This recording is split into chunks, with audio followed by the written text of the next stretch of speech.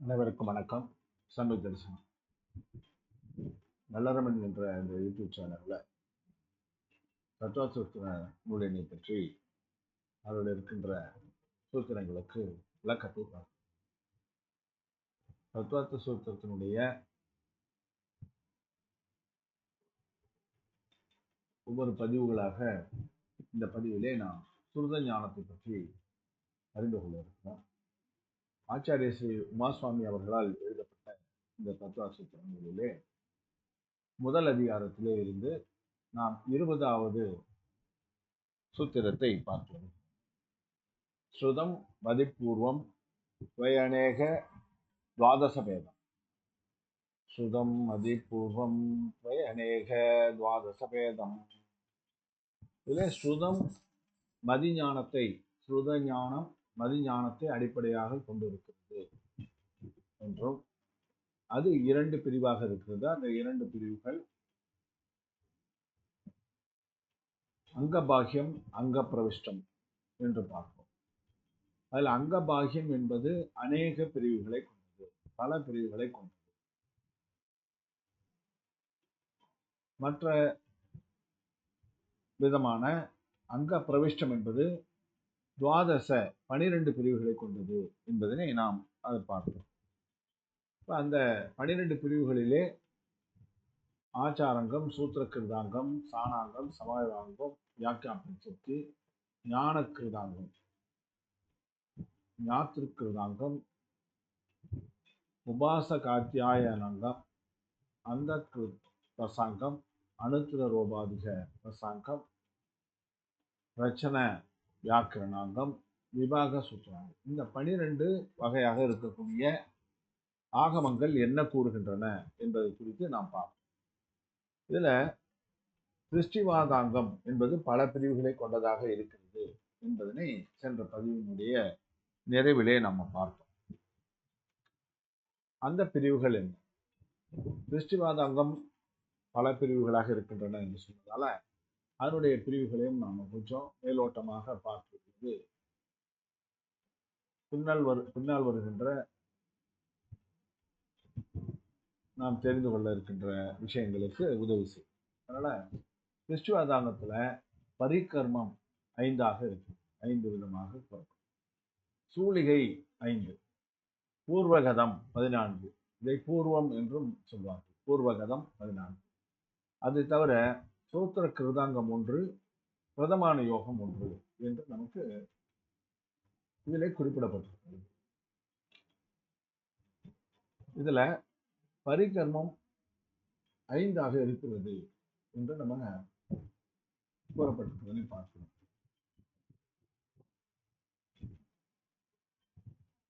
அந்த 5 பரிகர்மங்கள் என்ன? பரிகர்மம் 5ஆக இருக்கிறது. அது சந்திர பிரஜப்தி, சூரிய பிரஜப்தி, ஜம்பூ தீப பிரஜப்தி, தீபசாகர பிரஜப்தி, வியாக்கியா பிரஜப்தி என்று 5 வகையாக இருக்கு. இதுல பிரஜப்தி என்றால் அறிந்து கொள்ளுதல், நம்ம விஷயத்தை தெரிந்து கொள்வதை பிரஜப்தி என்று சொல்றோம்.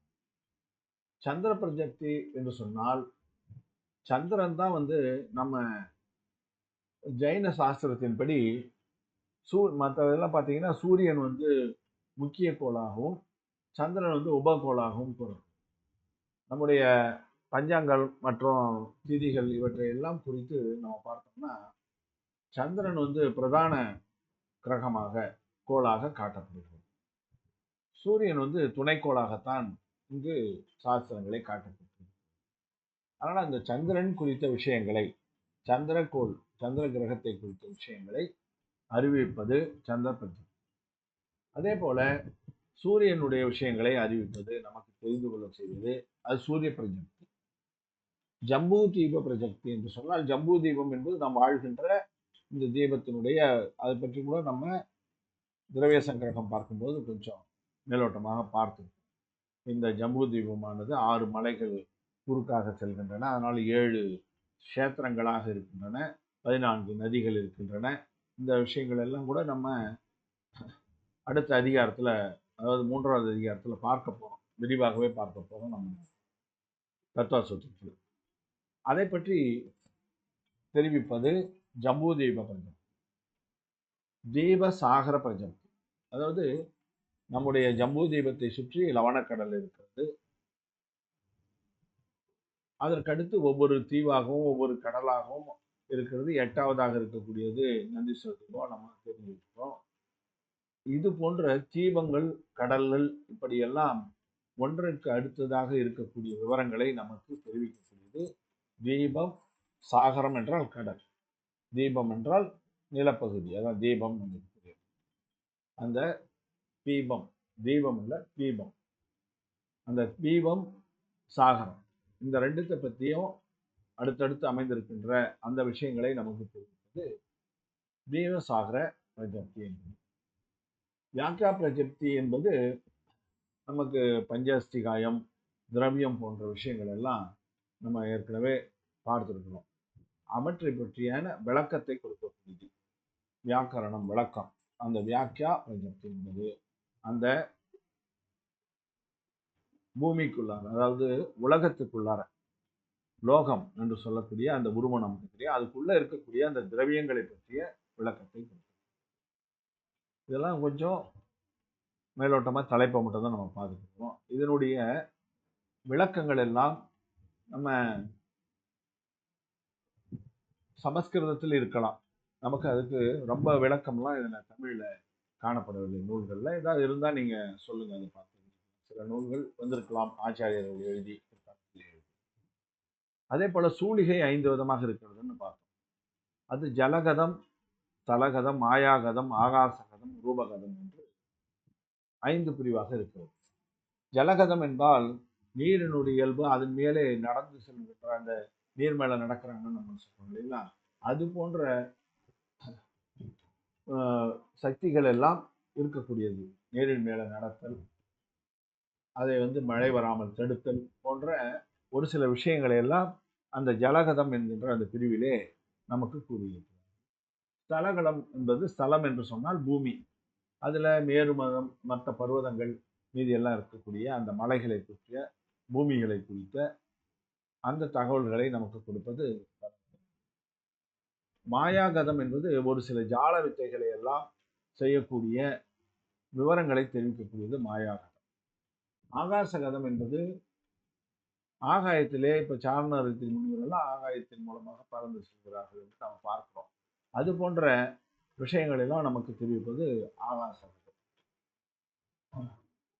ரூபகதம் என்பது பல விதமான உருவங்களை எடுக்கக்கூடிய அந்த சக்திகளை எல்லாம் பெறுவதற்கான வழிகளை தெரிவிக்கக்கூடிய, இவையெல்லாம் கொஞ்சம் ஏதோ ஒரு சக்திகளை நமக்கு கற்றுக் கொடுக்கக்கூடிய சூலிகைகளாக இவை காணப்படும்.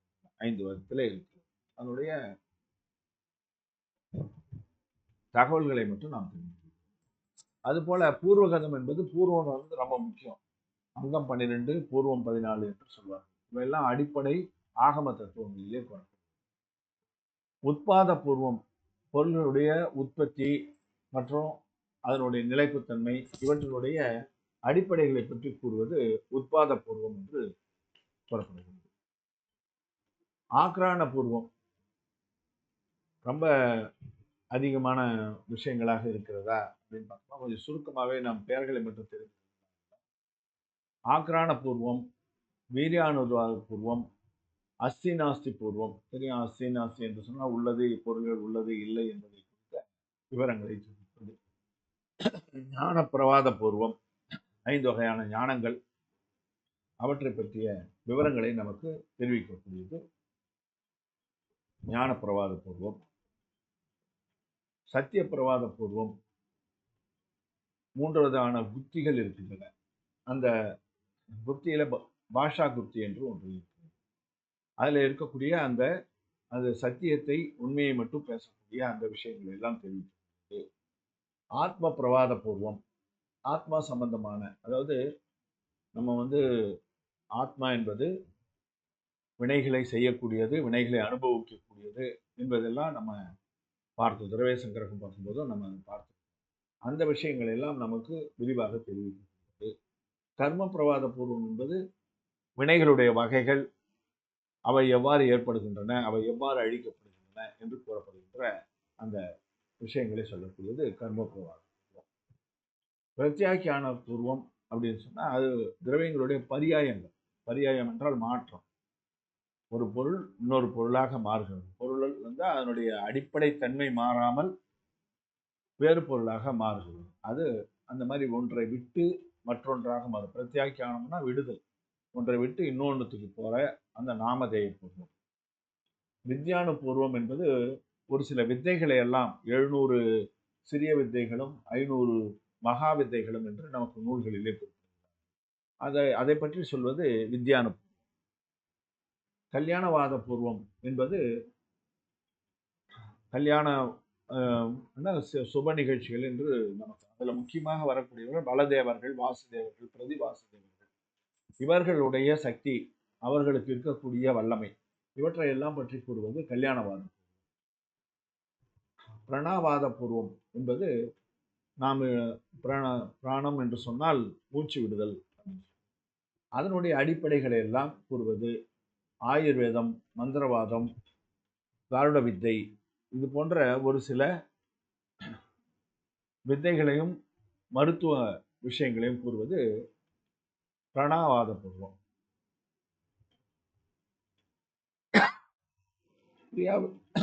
கிரியாவிலாச பூர்வம் என்பது அலங்கார சாஸ்திரம், அவற்றை பற்றி கூறுவது கிரியாவிலாச பூர்வம். யோக பிந்துசார பூர்வம் மோட்ச மார்க்கத்துக்கான வழியினை சுருக்கமாக கூறுவது லோக பிந்துசாரம். இப்படி இந்த பூர்வங்கள் என்பதை மிக முக்கியமான ஒரு விஷயமாக நமக்கு ஆகமங்களிலே காட்டப்பட்டிருக்கின்றன. அதை மேலோட்டமாக பார்த்தோம். இவையெல்லாம் நமக்கு இப்போது எங்கு கிடைக்கின்றன என்று சொன்னால், நமக்கு வந்த மாதிரி செவிவழி செய்தியில பல விதமான ஆகம கருத்துகள் எல்லாம் நமக்கு கிடைக்காமல் போயிருக்கின்றன. அவற்றை கிடைத்தவற்றை விட்டு வைத்து ஷட்கண்டாகமம் என்ற நூல் எழுதப்பட்டிருக்கிறது. அதிலிருந்து அது அந்த பகவான் சொன்னதுல பல பகுதிகளில் மிக குறைந்த பகுதி தான் நமக்கு அந்த ஷட்கண்ட ஆகமத்திலே கூட. அதனுடைய அடிப்படையிலே தான் நூல்கள் இப்போது மற்ற நூல்கள் பிறந்திருக்கின்றன என்று நாம் அறிந்து கொள்ளலாம். அதனால இவையெல்லாம் ஓலைச்சுவடிகளிலே பழைய நூல்களிலே இருக்கக்கூடும். அவற்றை நாம் ஆராய்ந்து தெரிந்து கொள்ள வேண்டியது அவசியம். இப்ப இவை அந்த விஷயங்களை பார்த்தோம்னா, அதுக்கப்புறம் சூத்திர கிருதாங்கம் என்று சொல்லக்கூடியது அஸ்தி நாஸ்தி ஸ்வரூப இயல் கூறுவது. அஸ்தி நாஸ்தி உண்டு இல்லை என்பதை விளக்கமாக கூறுவது சூத்திர கிருதாங்கம். பிரதமான யோகம் நமக்கு தெரியும். 63 சலாகா புருஷர்களுடைய கதையினை கூறுவது. பல இடங்களிலே இது வருகிறதே என்று நாம் எண்ணக்கூடாது. ஏன்னு கேட்டா, இவற்றை விரிவாக கொடுக்கக்கூடியது இந்த தெஷ்டிவாங்கம் என்று சொல்லக்கூடிய 12வது அங்கம். அதுதான் நமக்கு ரொம்ப முக்கியமான அங்கமாக தற்போது காணப்படுகிறது. அதுல அங்க பாகியம் என்று நம்ம பார்த்தோம் இல்லைங்களா, அதை பிரக்கிரணங்கள் என்றும் சொல்வார்கள். அது அநேக விதம் என்று கூறப்பட்டிருக்கிறது. அது அநேகமாக இருந்தாலும் அதை ஒரு சில தலைப்புகளிலே தொகுத்திருக்கிறார். இப்ப உதாரணமா சொல்லப்போனா, சாமாயிகம் என்பது முனிவரர்களால் அவ்வப்போது புதுசு புதுசாக கொடுக்கப்படும். அப்ப அதுல எவ்வளவு இருக்குதுன்னு நம்ம சொல்ல முடியாது. இப்ப ஒரு அங்க பிரவேசத்துல இத்தனை பதங்கள் தான் இருந்தது அப்படின்னு நம்ம தெளிவாக நமக்கு கொடுக்கப்பட்டிருந்தது. அங்க பிரவேசத்துல ஒவ்வொரு அங்கத்திலையும் இவ்வளவு பதங்கள் தான் இருக்கின்றன என்று கூறி மொத்தமாக இவ்வளவு பதங்கள் என்றும் நம்ம பார்த்தோம் சென்ற பதிவில். அப்படி இதுல நம்ம சொல்ல முடியாது. ஏன்னு கேட்டா, புதிதாக சம்ஸ்தவம் என்றால் சவணம். சவணம் என்றால் வழிபாடு. வழிபாடு செய்வது ஆச்சாரியர்கள் ஒவ்வொருத்தராக சமஸ்கிருதத்துல பிராகிருதத்துல உருவாக்கி கொண்டு கிரியா செய்வது மற்றும் அந்த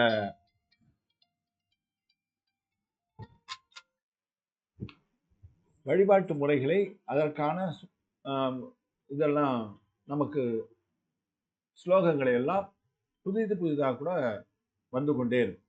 அவை எல்லாம் இதிலே தொகுக்கப்படும். அதனாலதான் அங்க பாக்கியம் என்று அநேக வகை என்று சொல்லுவாங்க.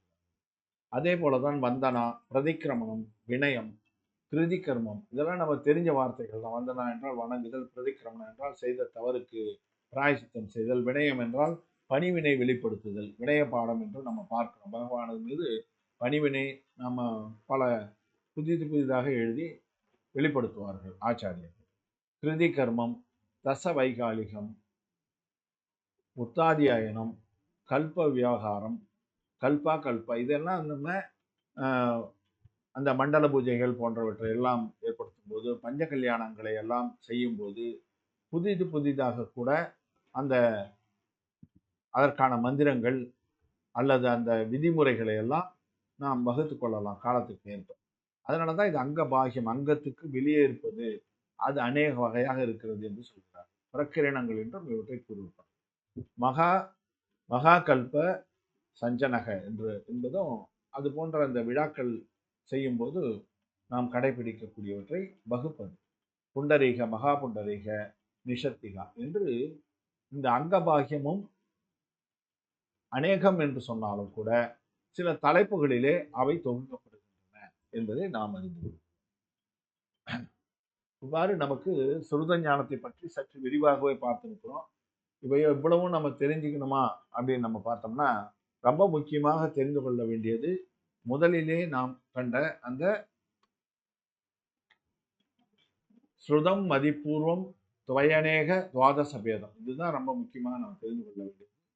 சுருத ஞானம் 2 வகையாக இருக்கிறது. ஒன்று அங்கபாகியம், இன்னொன்று அங்கபரிஷ்டம். அதுல அங்கபாகியம் பல பிரிவுகளை கொண்டது. இப்ப நம்ம கடைசியா பார்த்தோம் இல்லைங்களா, அது அந்த 14 தலைப்புல தொகுத்திருந்தாலும் அதிலே பல பிரிவுகள் இருக்கின்றன. அதனால அது பல பிரிவுகளை கொண்டது. அங்க பிரவிஷ்டம் 12 பிரிவுகளை கொண்டது.